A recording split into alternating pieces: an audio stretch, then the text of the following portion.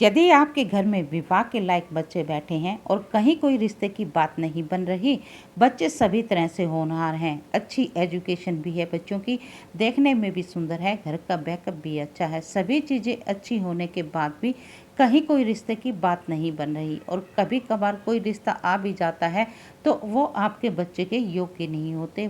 आपके बच्चे के योग्य वर या वधू नहीं मिल रही या फिर कोई योग्य वर या वधू मिल जाती है तो वो रिश्ता पक्का नहीं होता। इस तरह की स्थितियाँ यदि आपके बच्चे के साथ भी बनी हुई है तो आज मैं आपको एक बहुत ही सरल और अचूक उपाय बताऊंगी। ये उपाय जितना सरल है उतना ही प्रभावशाली है। दोस्तों, मैं ज्योतिष आचार्य सुमन कौशिक और मैं जो भी उपाय बताती हूँ वो सभी उपाय शास्त्र सम्मत उपाय होते हैं और मेरे क्लाइंट के द्वारा सबसे पहले इन उपायों को करवाती हूँ, उसके बाद ही मैं आपको इन उपायों के सामने लेकर आती हूँ। तो दोस्तों, जिन बच्चों के विवाह में बार बार अड़चने आ रही हैं, बार बार परेशानियां आ रही हैं, माता पिता बहुत परेशान हैं, बच्चों की कुंडली में या तो शनि से संबंधित कोई दोष बना हुआ है, बच्चे के सप्तम भाव में शनिदेव बैठे हैं या लगन में शनिदेव बैठकर सप्तम भाव को देख रहे हैं या पंचम भाव में बैठकर शनिदेव देख रहे हैं या फिर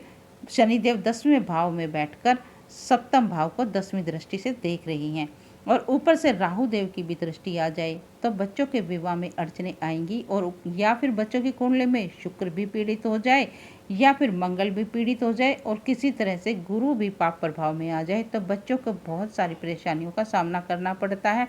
रिश्ते तो आएंगे, देखकर चले जाएंगे, बात पक्की नहीं होगी। तो इस तरह की स्थितियाँ यदि बच्चों के विवाह में बनी हुई है और बच्चे भी बहुत ज़्यादा परेशान हैं तो आज मैं आपको शनिवार के दिन करने वाला 4 बतासे और एक पीपल के पत्ते से करने वाला एक बहुत ही अचूक उपाय बताऊंगी। ये उपाय जितना सरल है उतना ही प्रभावशाली उपाय है। इस उपाय को आपने शनिवार के दिन करना है, शाम के समय सूर्य अस्त से थोड़ी देर पहले इस उपाय को करना है और यदि आप शाम के समय सूर्य अस्त से पहले इस उपाय को नहीं कर सकते तो सुबह के समय भी इस उपाय को कर सकते हैं। इस उपाय को बच्चों के माँ बाप भी कर सकते हैं और बच्चे स्वयं भी इस उपाय को कर सकते हैं।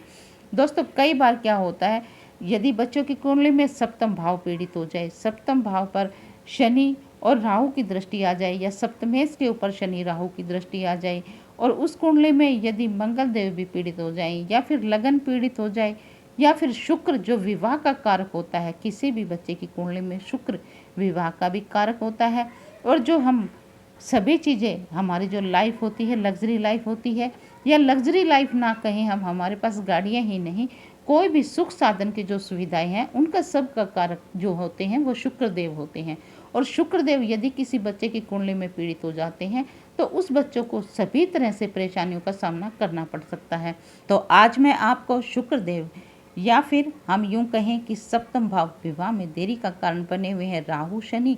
तो उनको भी दोषों को दूर करने के लिए आज जो उपाय बता रही हूँ ये उपाय बहुत ही प्रभावशाली उपाय है। इस उपाय को आपने क्या करना है, शनिवार के दिन सूर्य अस्त से थोड़ी देर पहले करना है और इस उपाय को 7 शनिवार तक लगातार करना है। आपने क्या करना है, उपाय करने के लिए सबसे पहले एक पीपल का पत्ता ले लेना है। पीपल का पत्ता आपने तोड़ना नहीं है, ध्यान रखें, टूटकर जो पत्ता नीचे गिरा हुआ हो वही पत्ता आपने लेना है और यदि टूटकर गिरा हुआ पत्ता साफ सुथरा नहीं है तो उस स्थिति में आपने सबसे पहले पीपल देव को प्रणाम करना है। ब्रह्मा विष्णु महेश का वास होता है पीपल के पेड़ में, आपने सबसे पहले हाथ जोड़कर प्रणाम करना है पीपल के पेड़ को। उसके बाद आपने एक पीपल का पत्ता तोड़ लेना है, साफ सुथरा पत्ता लेना है, आपने कहीं से कटा पटा या खंडित पत्ता नहीं लेना है। उसके बाद उस पत्ते को लेकर अपने घर आ जाएं और घर आकर उस पत्ते को आप साफ स्वच्छ कर लें, थोड़ा सा गंगा जल के छींटे मारकर उस पत्ते को साफ स्वच्छ कर लें। उसके बाद आपने क्या करना है, अपने बच्चे के शीघ्र विवाह की कामना करते हुए इस उपाय को शुरू करना है। 4 बतासे लेने हैं, उस चारों बतासों को आपने पीपल के पत्ते के ऊपर रख लेना है और अपने बच्चे के सिर से आपने एंटी क्लॉकवाइज आपने 7 बार उसका उतारा उतार लेना है। उसके बाद क्या करना है, अपने बच्चे के विवाह के लिए आपने हाथ जोड़कर प्रार्थना करनी है कि मेरे बच्चे के विवाह में जो भी दोस्त हैं, मेरे बच्चे की कुंडली में शनि राहु संबंधित जो भी दोष बने हुए हैं उन दोषों का निवारण हो और मेरे बच्चे के शीघ्र विवाह होने के योग बने। इस प्रकार बोलते हुए आपने अपने बच्चे का नाम, गोत्र और माँ का नाम बोल देना है और उसके बाद आपने क्या करना है, जो 4 बतासे हैं उनको आपने क्रश कर लेना है, उनका थोड़ा चूरा कर लेना है और वो आपने पत्ता ले जाकर चुपचाप, किसी से रास्ते में बोलना नहीं है और किसी को बताना भी नहीं है कि आप ये उपाय कर रही हैं, और किसी भी पीपल के पेड़ के नीचे रख कर आ जाना है। अपने बच्चे के विवाह की कामना करते हुए हाथ जोड़कर आपने वो पीपल का पत्ता और वो बतासे वहाँ रख देने हैं। दोस्तों, इस उपाय से क्या होगा, आपके बच्चे की कुंडली में जो शुक्र से संबंधित दोष बने हुए हैं या मंगल से संबंधित दोष बने हुए हैं या शनि से संबंधित या राहु से संबंधित जो भी दोष बने हुए हैं वो सभी दोष दूर हो जाएंगे, शांत हो जाएंगे और आपके बच्चे के शीघ्र विवाह होने के योग बनेंगे।